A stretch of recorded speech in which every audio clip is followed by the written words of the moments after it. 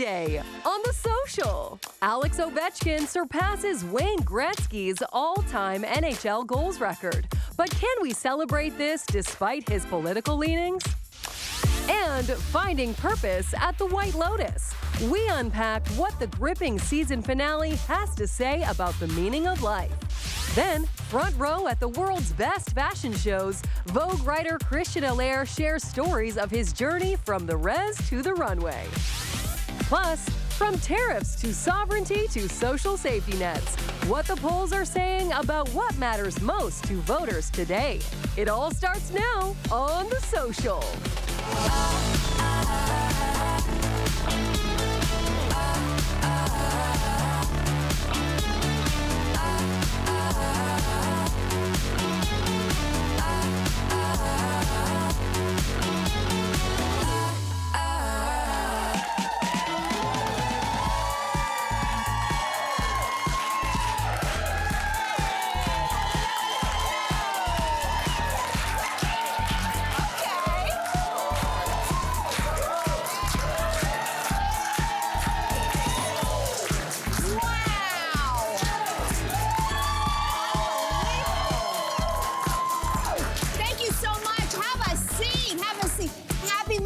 Great to be back. And speaking of being back, I also want to welcome PEI, Alberta, Manitoba, and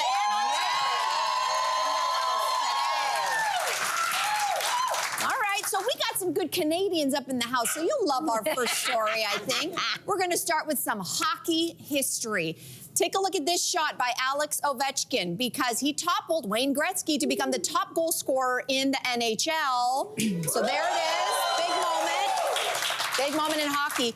However, a Globe and Mail columnist is arguing that it is hard to ignore the Russian hockey star's politics and his ties with Russian President Vladimir Putin. In fact, his Instagram profile picture even is him with, well, he's at the Kremlin standing next to Vladimir Putin. Wow. So here's the question, can we celebrate an athlete's success in light of their political leanings?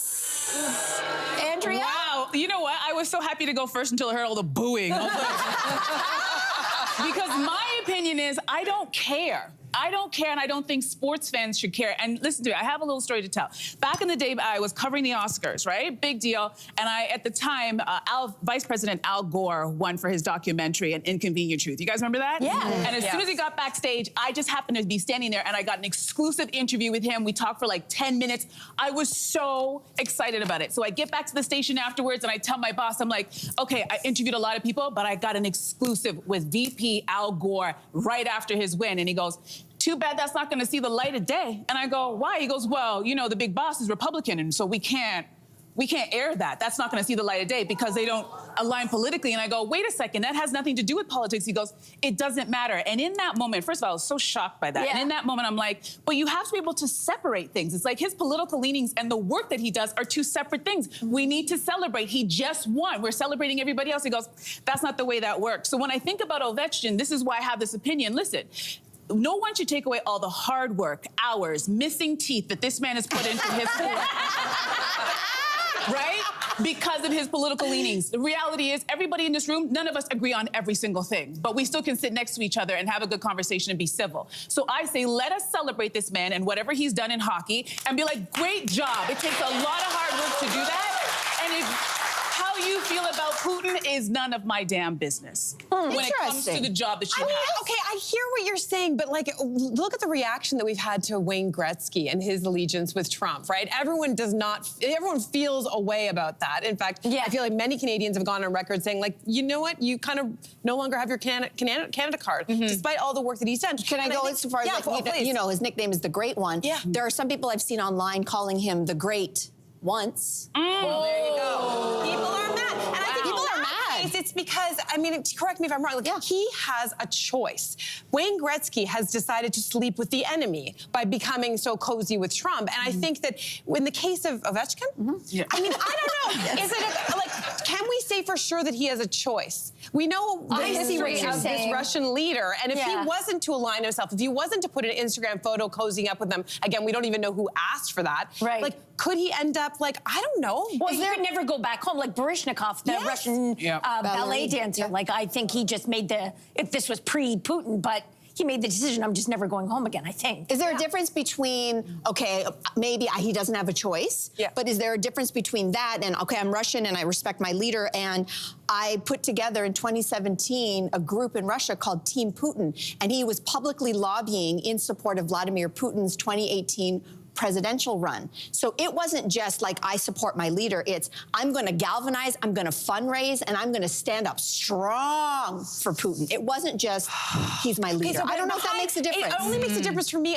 insofar as I guess I am assuming, and maybe I'm wrong and someone can tell me that there wouldn't necessarily be as much choice. Because if someone like a Putin came up to you behind the scenes and was like, I need you to show your support, how many people, from my understanding, would have the control and the power to say, no, I'm going to actually vote in a different direction? Right. I think there would be strong implications for that His person. family still lives there, et cetera. Sure. Don't you think, I'm going to play devil's advocate, like, I think it's easy to forget that, what's his name? Ovechkin. Ovechkin, sorry. Sorry, guys. My point is that, as you might have guessed, I'm not that invested in hockey. So I don't care so much about the Putin ties. But I think for people who already didn't care about an athlete, they're not going to care. But if you really like an athlete, I think you're going to respond differently. Do you know what I mean? And it's one thing to say, like, only the performance should matter, whether it's an athlete, an actor, but where do we draw that line? I think it's only when the politics align with ours. Like, what about Carrie Underwood or a Kanye? Like, how come? Like, I think it's the reaction's been a little bit. That's such a good. Just doing the job. No, that's such a good point, and I think, you know what? Oh, you just tapped a little nerve for me, because while I defended Ovechkin, I think, like, when during the presidential election, we saw Snoop Dogg and we saw a lot of rappers like Nelly align themselves with Trump, and as a black person, I was like, well, you're done. No more concerts. Not going to your concert. But it's different because as a black person, like, you know how this political affiliation disservices us. Right? So how can you stand beside this man when you know what he's going to do to us? It became personal. It became personal, and because it's like, how can you be part of the community that is going to be persecuted by this particular... Well, when you talk about that, let's talk about the NHL. Russians For Russians, but also for other players in NHL. Dominik Hasek is a huge, huge player, and he's come up. He's from Czechia, formerly the Czech Republic, and he stands up very strongly against Ovechkin because he is on the receiving end. His country, his people have been on the receiving end of Putin's actions. And so I think in 2025, and maybe before this, I don't think there is the luxury now of these figures transcending politics that they may be used to. When we take a look at what Wayne Gretzky has been holding this record for 20 years, we've been so proud of him as the great one because he's not just about hockey, he's about Canada. It's like, we dominate hockey, and he has become an unofficial ambassador for Canadians around the world. So we have felt betrayed when he got in bed with Trump. It became personal. It became really personal. So, and no one's ever touched Wayne Gretzky in the history of Wayne Gretzky. So I think 2025 is a different year. I really do. Well, Interesting. Okay, we're moving on to this. Patti LaBelle has people debating dinner party etiquette. So the Grammy winner was on The Sherry Show and called out Elton John for never returning her Tupperware after she sent him home with some leftovers. So do you expect your friends to give Tupperware back, friends and family? I'm going to tell you when you wouldn't care, because the part of the story that caught me was that they connected years after the fact, and she said, Elton, where's my Tupperware? He was playing at a piano, he took a ring off, and he put it, and then he was playing and said, there's your Tupperware. To this day, Patti LaBelle has his rings. You know what? God. Take my Tupperware. Give me the ring. I care. It's also, Patti LaBelle is worth $50 million according to Forbes. And she is fussing about Tupperware? Tupperware. Maybe it has sentimental value. She's selling those sweet potato pies everywhere, and she's worried about Tupperware. Here's my rule. Listen, you give me nice Tupperware, I'm keeping it. If you didn't want me to have it, you would wrap my leftovers in foil, and we keep it moving. Yeah, that's a good point. Right? If you really want it, don't do that. Don't let it leave your house, because you know you're never going to get it back. I'm not bringing it back. I'm not washing it and bringing it back to your house. If you love it, then keep it and just wrap it. But again, $50 million talking about Tupperware. Am I the only one who can't wait to give the Tupperware back? Yes, you are. Because, like, really?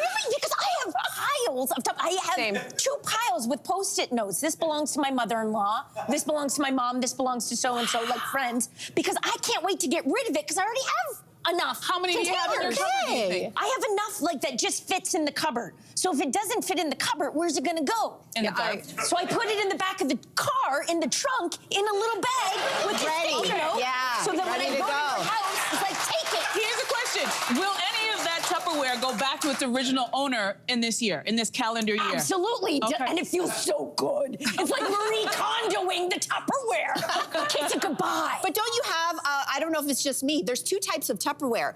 There's the takeout, the once upon a time takeout stuff that you're kind of washing and going, that passes the sniff test. And then you have the good stuff. Yeah. You never give up. Mine is glass. I'm not giving you my glass. My mother gives me the glass every time. She's the does. only one, and she always says to me, do not forget to bring this back. And it's all sitting in the basement. I was just there this weekend, and I didn't remember to bring it back. Oh, you're in trouble. I know. In trouble. Sorry, Mom. Is it the So good stuff, sweet. too? The good stuff, Oh, yeah. sorry, That's what I Mom. said. You give me the good stuff. Okay. I'm keeping it. Well, we know who her favorite daughter is. Not me. Just me. Okay, time for our first break. And then the White Lotus finale. It's got us thinking, does life have a grand purpose? Do we all have a purpose here? So think about that, and we will give you a heads up. We got life purpose, and It's people are true. like, eh. We're gonna give you a heads up. There will be no spoilers, because some of us even here still have to watch the last episode. Don't worry, no spoilers, but a break right after this.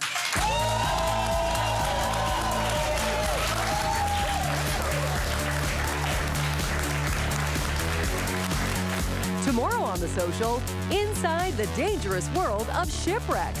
How a daring team of divers hunts for lost treasure along Nova Scotia's deadly Death Coast.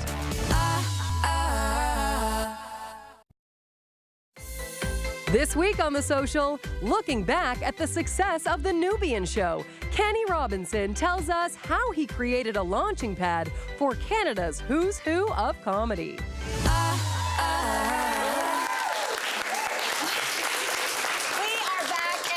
We are called The Social for a reason. We're on Facebook, Instagram, and TikTok. So if you want to join this conversation, that's where you can find us. All right, so let's keep this great conversation going. This is a spoiler-free zone. So don't worry, we're not going to go reveal what happened in the White Lotus finale. But let's talk about Carrie Coon's moving monologue about the meaning of life. I had this epiphany today. I don't need religion or God to give my life meaning, because time gives it meaning. All right, so do you think life has one grand purpose? What do you guys think? Okay. Wow! No! I'm the same as you guys. I love that speech, and I read the rest of it, still haven't watched it, but it's straight out of, have you guys heard of Epicurus? He's a Greek philosopher. Thanks. Hey, buddy. That one person. I respect you, and I honor you. That one person. Thank you so much. But it's so interesting, because he's writing 2,300 years ago, essentially saying the same thing. Like, what is the meaning? What is it all about? And it's about the pursuit of happiness through simple pleasures, through conversations, maybe imbibing here and there, not too much, in a little food and wine, but never too much. And he didn't believe in an afterlife, so the idea is this is what we got, live every day to the fullest. And so I love that. But what trips me up, bear with me, is that Epicurus, some of us remember his name 2,300 years ago, but for the majority of us, we're not gonna be remembered. That used to give me so much anxiety when I was younger. Really? This idea that, because you had so much space in front of you, obviously, when you're younger. Everything seemed infinite. But the older I get, the more I realize my name's gonna be forgotten, and most of ours throughout human history will be forgotten in a couple generations, Yep. if we're lucky. Yeah. And there's something freeing in that. There's something beautiful about it, like make it in the moment, like what we're doing now, that's the good stuff. Oh my That's gosh, you know what? everything. Does that mean you're going to start wiling out? Are you just going to start wiling out? Everything in moderation. Moderation. Oh, right. I forgot that Simple part. life. Oh, sorry. A I do. simple I love that. life. No? I mean, I agree. I don't think anybody has any idea what their purpose is, and those who say it, I'm kind of like, I think that we maybe have harped too much on that idea, and it stresses people out. People are constantly looking at what's my purpose, what's my meaning of life. The other day, something struck me though. I was having a conversation with my son, and I said something offhandedly, like I said, oh, I don't know how to fix things like your daddy does. And he goes, my son says, that's not true. You fix bad moods. And I was just like, stop maybe it. that's my purpose. Maybe it is as simple as those little things about like you impact 1 or 2 people in your life, you surround yourself with as many people that you love, and you just kind of are as kind as possible. Like, could it be that simple? So maybe that is the meaning of life or the purpose of life. That's really sweet. And simple like Nicole Richie. Yeah. I just, you know what, just stick a pin for a second, because I also feel like this is a question that it depends on. If you're rich and you're asked this question, it's very cool, but if you're poor, it's kind of like people would think that you're crazy, because you have to have privilege in order to sit there and go, what is my purpose in life? What do I want? What's the impact I want to have? Meanwhile, you talk to a person who doesn't have means, they'll be like, I don't have time for purpose. I've got to get a roof over my head. I got food on the table. I got to get money. I got to make sure my kids are okay. So not everybody has that. But that is their purpose. I bet you. No, but it doesn't feel like purpose. It's survival. It's not purpose. It's survival. As opposed to someone who can sit back and go, I don't have to worry about how I'm going to pay these bills because everything's paid for. So let me sit down and really think about what I want to do with my life. But you know what they say? Right? Research shows that people who are in sometimes the poorest countries in the world have a different sense of happiness than we do here in the West. So I think because they know how to find happiness in the little things. But there are a lot of people, and including my own mother, and I know other women as well, who when you ask them, what was your purpose? They'll look at you and go, I don't really know. I didn't have time to think about that. I had to survive. I had to figure it out. I had to come to a country with nothing. So for me, sitting down and going, what's my purpose, was not something that I had the luxury of doing. I also think that we don't also value people who find their purpose until it turns into something. Take Jay Shetty, for example. Imagine having a friend who says, I'm going to become a monk. I'm going to go away. I'm going to find my life's purpose. You would think, oh, here we go. He's going to be living in his mama's basement forever. But then he becomes a successful author, podcaster, and life coach. And all of a sudden, we're like, he found his life's purpose. Amazing. So true. So we don't always value it when a person takes the time to do that anyways. I just rewatched Inside Llewyn Davis last night, an old Coen Brothers movie, and it was exactly that. It was like on the heels, right before Bob Dylan gets discovered, this guy, Llewyn Davis, is on the cusp of finding his purpose, being this folk musician, selling records, being famous, and he quits the same day that Bob Dylan is sort of discovered. The idea that we're always on the cusp. We've been sold this dream, sort of like, what is your purpose? It is attached to your very being and who you are and how much money you make. I wonder if it changes with stage and age in life. I think if you ask a 20-year-old, like, what's your purpose? I think the answer is going to be very different. And I think as you get older, what is the beauty of that? It's wisdom and understanding the things that maybe matter and don't matter. And quite frankly, the older we get, the closer we get to the finish line. And of course, that's going to change the way that we look at the world. I think now when I'm 47, turning 48 this year, and I think, what is my purpose? It's probably leaning more towards the simple stuff. I think younger, I would have said career, the this. And today it's like, be a good firstborn daughter and help my aging parents. That's purpose to me. It's also about being a good mother. And what I mean by that is having a good life of my own. I think one of my purpose is, kill the demons so that you can be the most present and emotionally available for your child. It's about being a good role model for her. And part of that is actually a bit of YOLO, because I think that for me, living my fullest, biggest life proves to her that she can live her biggest, fullest, happiest life. Now, what does that mean? That's for each of us to understand. So I think that it's probably age, and the older we get. My dad says that the devil isn't wise because he's the devil. The devil is wise because he's old. And there is something in that, which is the older you get, the longer you're here, you got more, hopefully, upstairs. So this is an answer for, I think, each of us individually. Guys, deep stuff. Why are we so deep on a Monday? We were talking sports, meaning of life. Who are we today? Give us a little time off. When we come back, ready to talk. Hey, there's purpose in that. Listen, the White Lotus, you heard us talking about it. We want to remind you that the season finale, it went down yesterday. It is streaming right now on Crave. I think a bunch of us watching it tonight. Up next after the break, why Barack Obama says that he is digging himself out of a hole with his wife, Michelle. We'll tell you why coming up after this.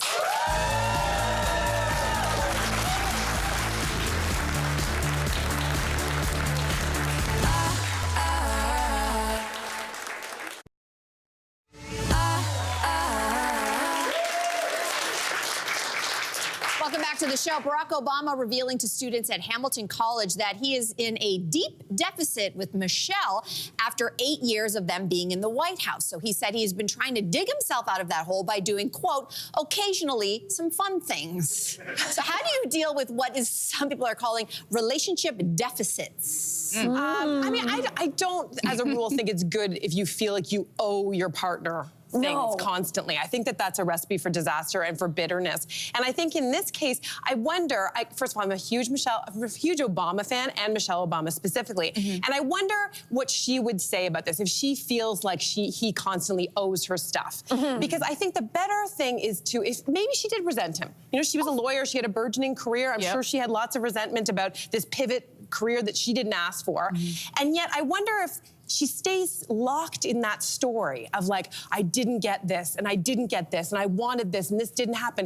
If you stay in a story like that for your life, you are gonna hate your life. You're gonna get the end of it, and you're gonna feel like it had no meaning. Yeah, I love it. If you turn it around and are like, oh, well, this happened, and an I got unexpected to turn, do. and look, I became a That's best-selling author. I have a podcast. My daughters have these All of opportunities. that. I also wonder if it's Barack who's the one who is saying this, if it's just coming out of his guilt.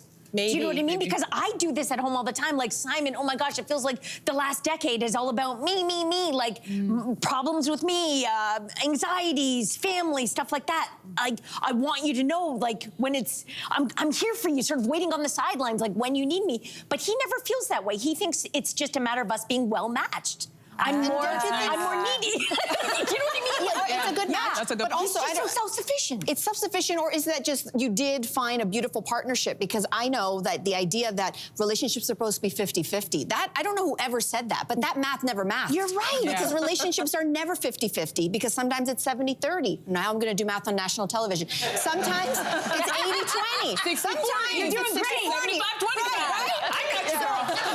I say this so like maybe sometimes. Yeah. Ooh, we got through that.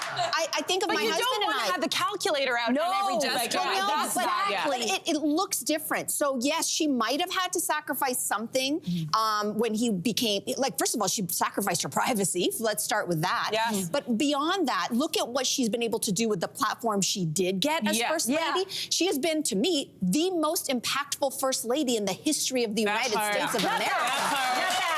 Yeah.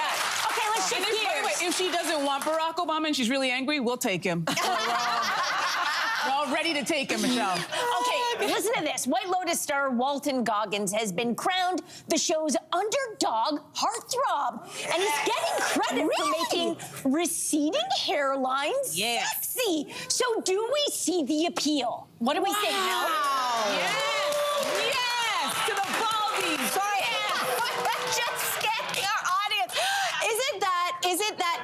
Is it his receding hairline that makes him sexy? Or is it the fact that on the show, he is a bad boy? Yeah. And you know what? I don't care what anybody says. We still love a bad boy. Yes. Receding hairline or not. But this is interesting because I actually saw him at a restaurant in January in upstate New York. And he wasn't a bad boy then. He was charismatic. He was charming. He was so kind to the staff. And I was like, oh my goodness, what she's feeling. So I think if we saw that hairline on a jerk, we would think it was horrible. It's the person, no? Yeah, it's all about, you're right.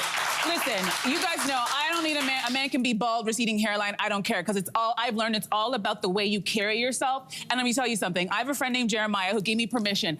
He has a receding hairline, and he knows that. But take a look at him. I have the picture of him. I love that you say he knows that. Oh, yeah. Is anybody here noticing a receding hairline? No. Thank you very much, ladies. Thank you very much. And Jeremiah, thank you so much for letting me turn that picture. Nobody cares. Nobody cares. Rock it with confidence. I mean, the abs help. And the legs. Traps. You know, if he wasn't very nice, we wouldn't like his abs either. No, we would still kind of like the abs. Walton was on our show, and he was extremely charming. And I just think that he's sexy, and he's always had this receding hairline. He's got a good set of teeth. Yes. Yeah. He's got a good smile. I feel like, though, that I wonder if Jude Law is out there somewhere being like, everyone's talking about a sexy receding hairline now. I've been here the whole time. He fixed his hairline. He did fix it. Yes, he did. Maybe Matthew McConaughey also also had a receding hairline. He fixed his. Maybe they're all going to go back to it. There is something a little bit more like the receding versus the. Do we have thoughts about receding versus? The monk. Listen, as long as he's not using like 10% of his hair to cover 90% of his head, I really don't care. It's the comb overs. That's when you lose. Don't hide it. Don't hide it. Don't hide accept it. it. Yeah. Or embrace Unless you're nice. All right, after the break, everybody, senior Vogue writer Christian Allaire shares stories from his incredible career and juicy details about working with Hollywood A-listers. That is after the break. We'll be back.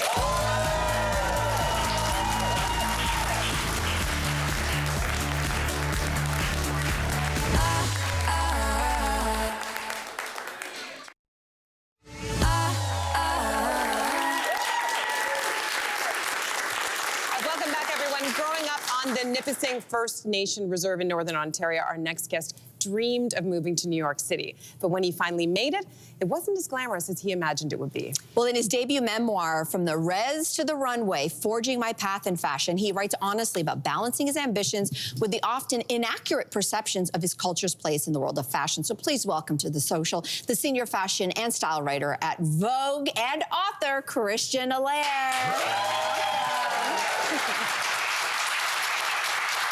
Christian, you are actually used to telling other people's story in your work, and we'll name drop a few of those stories that you've told. So Dolly Parton, Lily Gladstone, Lady Gaga, the list goes on. You are just a young 30, at least to us, a young 30 years old. Why was now the time that you felt like you needed to tell your own story? Well, I was actually approached to do the book, so it was not something I was ever planning, to be honest. But when I started thinking about it and the life I've lived so far, I was like, you know what? I have had an unusual arc. There's not many kids from the res who end up in the heart of New York working at Vogue in the middle of the fashion industry. Like, it is an unusual story. So the more I pondered that, the more I was like, there is a story to sort of inspire youth to just go for their dreams and go for it, because if I can do it, anyone can. So that turned into that. Wow. Incredible, though.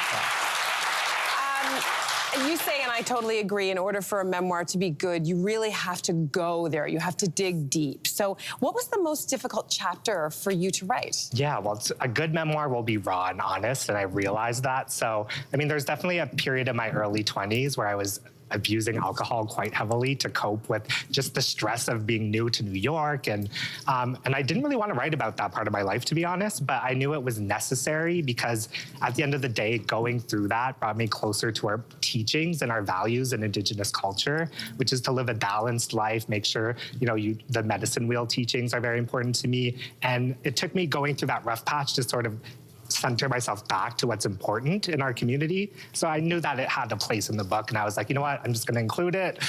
The book needs it, and I'm glad I did. So you feel good that you did it. Exactly. Yeah, it's true. Yes. Well, listen, your memoir could actually make up an entire sequel to The Devil Wears Prada. Oh, that would be good. Maybe movie. Is it true that you were once tasked with finding the right shade and texture of sand for a photo shoot? Oh, yes. I was an intern at Interview Magazine, and they needed a very specific brand of sand for like a backdrop of a photo shoot. So my task was to go around Manhattan, send them pictures of different sands. I found the right one. I had to lug a 50-pound bag across the city.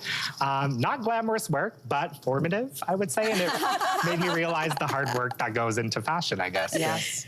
Listen, when we talk about fashion, there's a few events that really come to mind, and we cannot have a writer here from Vogue and not talk about the Met Gala. That old thing. That old thing. Yeah. And you have been on the coveted steps twice. Yeah, maybe 3 times. Maybe 3 times? Yeah. Okay, tell us about it. Stop it. Yeah, it's our busiest time of the year, the most exciting fashion event of the year. So it's something we really look forward to every year. I'm usually on the red carpet doing our best dress list, which is a big part of the job. We're sort of surveying stars as they arrive, seeing who was on theme, who was not. It's really like my favorite day of the year, I gotta be honest. It's one of ours too. We do a recap as well, and we love it. Is it true that celebrities will actually ask their team to add them to the list? Like, how does that whole behind the scenes work? There's a lot of eyes on the list, I will say, and people are very passionate about getting onto it. But at the end of the day, it's either you're on theme or you're not, and you look good or you don't. Like, that's what's gonna get you on it. Yes. Well, this year's theme is super fine tailoring black style. And so as much as we're obsessed with seeing who's gonna nail it, it is always fascinating to see the celebrities who just completely either ignore it or miss the mark entirely. Why do you think that so many celebrities get it wrong? Well, I think what you'll see sort of get wrong is when people just ignore the theme altogether. Like, they'll just think it's a fun fashion party, they'll just wear whatever they want, and that's not what the Met is about. The Met is a very specific theme. It's almost like you should treat it like a costume party, essentially. There's even a dress code. So, like, if you're not adhering to those rules, why are you coming? You know what I mean? Yes. So, you know, to be on Best Dress, we look for people who are considering the theme in a really thoughtful, interesting way. And if you're not doing that, you're probably not going to be Best Dressed. Yep. And you might not get your invite next year, guys. Like, don't risk that. Are you as excited to see anybody in particular or some buddies on this year's Well, I steps? think this year, with sort of an emphasis on black tailoring, I think all our co-chairs are really exciting. So Lewis Hamilton, Aesop Rocky, like those guys I just know are going to kill it. But for me, I always look for the queen of the Met, Rihanna. I think she's going to nail it. She never misses. And I think now that Aesop is on as a chair, she's a queen of the Met, like those two together is gonna be the moment. And I know this is hard to choose your favorites, but who, in your opinion, have had some of the most, the most iconic Met? What is the most iconic Met Gala look of all time? The most iconic Met? I can't answer that. Like, probably legally, I can't answer that. But I think, you know, like Zendaya, for one, is newer to the Met. She's only been a handful of times. And each time she does, she's delivered like a full moment. Oh yeah, look at those pictures. So she's, I think, a rising star and someone I always am excited to see. And you get excited about Blake Lively as well? Blake Lively, too, like always delivers the drama. I love the 2018 Heavenly Bodies Met look was one of my favorites. So I'm excited to see her, too, if she comes. Who knows? Yeah, we'll see. We'll see. Listen, you've interviewed some of the biggest names in Hollywood in fashion. So we're going to do a little rapid fire game. We're going to give you the name of a celebrity. Okay. And then you tell us, like, I don't know, 1 or 2 words that pop in your head. Okay. Okay, are you ready? Yeah. First one up, Lady Gaga. Oh, icon, queen, mother. Love. Those are the words that come to mind. Yes. Okay, next up, Mariah Carey. 2 words to describe this diva. Diva. And untouchable. Okay. Honest. Ooh. Okay, and another one, last but not least, country queen, Dolly Parton. I know it's 3 words, but heart of gold, because she's the nicest celebrity I've ever interviewed. So I love that. That is so nice to hear. It's so nice to hear. Yeah. Christian, thank you for being here, for writing this, You're and glad. congratulations. Thank you. All of this. We want to tell you that From the Res to the Runway is available right now at your local bookstore. Please make sure to support and pick up a copy. But studio audience, listen, we're not going to leave you out of this. You're going home with your own copy today. Love that. All right, don't go anywhere. On the other side of the break, we're getting insight on what issues matter most to Canadian voters ahead of the federal election. We'll be right back. Fabulous. So nice.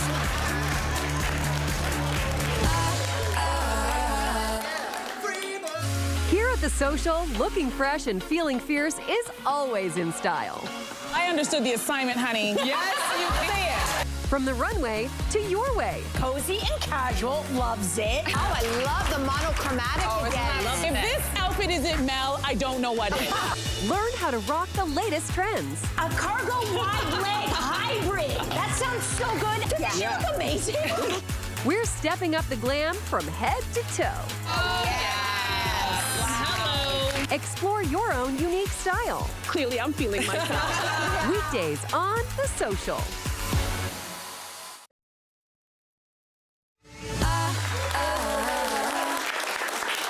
Welcome back. Election day is getting closer and closer, but with the amount of information and misinformation circulating, it can be tough to figure out where Canadians really stand on the big issues. To give us a better idea of what matters most to voters right now, Sachi Curl, the president of the Angus Reid Institute, joins us on the show. Sachi, it's always good to have you here.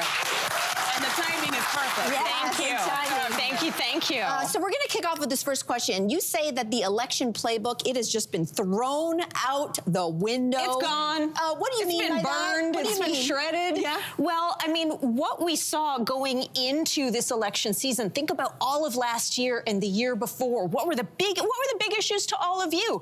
Cost of living, housing, inflation, the cost of your mortgage, not being able to find an apartment. Now it's one thing. It's Trump.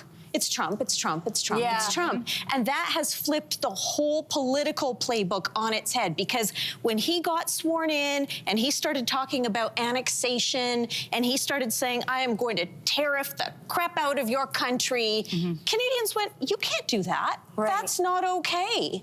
And we saw a big surge in national pride. And that, yes, we have. Big surge in national pride, and that's led to a moment of unity. Now, there's always a difference. We saw it in Me Too. We saw it around COVID. There's a moment and there's a movement. And the big question is whether this has lasting power. But there's only, 2 weeks until advance voting? 3 weeks until election day? So the big question is, will that sense of national pride and coming together and rallying around the flag, and more importantly, around politicians who are meeting that energy where Canadians are at, that angry energy, that hell no energy? And that's where we're seeing this big surge for the Liberals coming out of nowhere. That plus the fact that, Canada's ex-boyfriend, Justin Trudeau, decided to leave exit station. So that had a big factor, too. So what do Canadians want to see when it comes to Canada's retaliation against the U.S. tariffs? Yeah, they want to play hardball. They really do. When we ask the question, like, do you want to keep retaliatory tariffs on? Do you want to fight the good fight as long as possible? What if it makes a difference to your own household budget? Or conversely, like, what if there was money in it for you not to fight? Canadians are like, we cannot be bought. But when it comes to if this meant a job loss in my household, if it meant like a severe hit to my own household's financial situation, that might have a bit of a difference. But we're talking about big hit versus paying more for groceries or more for a new car. So they're pretty elbows up. So let's talk about what you mentioned before, Trump's threat, of course, to make Canada the 51st state. 90% of Canadians are in opposition to this. Who makes up that 10%, who are on board? Who are those people? Who are you? Let's remember that about 6% of the country in the last federal election voted for the People's Party of Canada, right? There are a lot of people, for whatever reasons, for whatever is going on in their life, are feeling marginalized, feel like they're not part of the country, feel like they're not part of mainstream society, whether that's right-wing or left-wing. They very much feel marginalized and left out. There is also a segment, I want to be really clear, it's not the majority of conservative voters in this country, but there is a segment of Canadian voters who vote conservative who also they admire Trump and they admire what's happening in the U.S.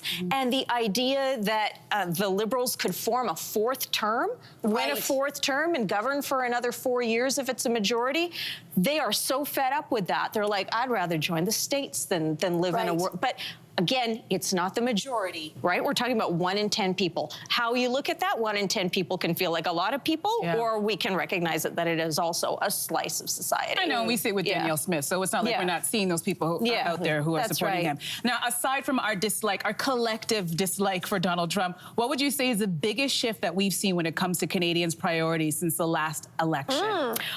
Last election was like how many lifetimes ago? It was like 4 years ago. We were in mask mandates and vaccine mandates in the last election. The cost of living crisis was no thing. Those were like the last years of really low interest rates and lower labor costs, and everything was okay for that time. So the cost of living has continued to be a huge issue. And now it's starting to do this weird thing where it's marrying up with the Trump factor. And Canadians are starting to put together the fact that tariffs will actually objectively make their cost of living even worse. And that's a factor too. But when we ask Canadians, what do you care the most about? Cost of living and inflation continues to be the big driving issue, whether you're a conservative voter, a liberal voter, or an NDP voter. There's fewer of them these days. But I think you're also cutting this up in striations along gender lines, because you say that priorities between men and women are different.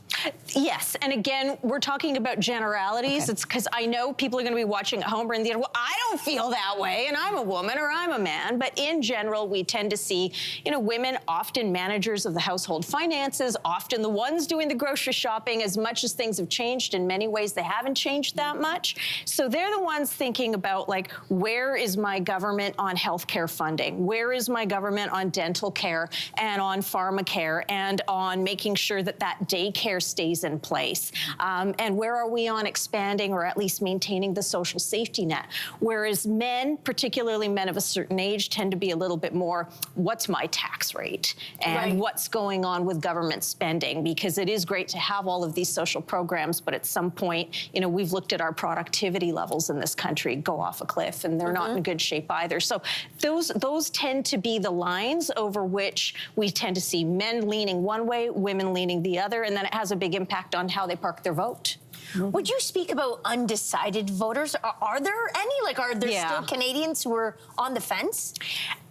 It's less that they're on the fence, like totally on the fence. The ones who are truly like, I don't know, are probably not going to show up to vote on E-Day. That is just a reality, and I've seen that watching many elections over time.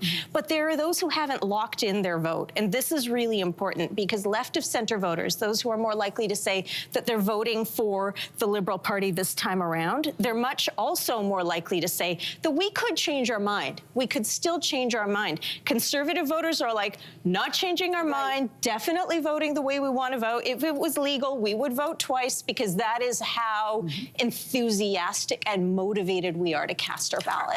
Do you feel like there's going to be less voter apathy? Like, we know, I think we said statistically, like less than 50% of people generally come out for an election. Do you think that there's less voter apathy this time around? So actually, the last 3 elections, I can tell you, were 62%, 60%, and 70%. Oh, that's good. This time, I think we're going to see it higher than 62% for sure. So. Everybody go out and vote.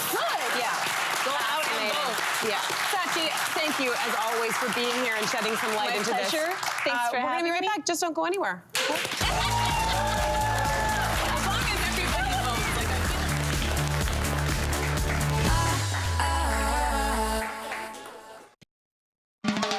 There's never a dull moment at The Social. We are going to have one heck of a time. With hot takes and fiery debates. I'm too old for Leonardo DiCaprio anyway. We dive headfirst into juicy conversations. Where are his wild oats now? No topic is too messy. I'm going to blame all of the boyfriends that I've had. No discussion too heated. That is an invasion, in my opinion. We break it down and stir it up. Is that a red flag? Just real talk and fresh opinions. Unfiltered. It's hard. Unexpected. This conversation has changed significantly. And always entertaining. Are you guys having a good time? Watch The Social, weekdays at 2 p.m. on CTV.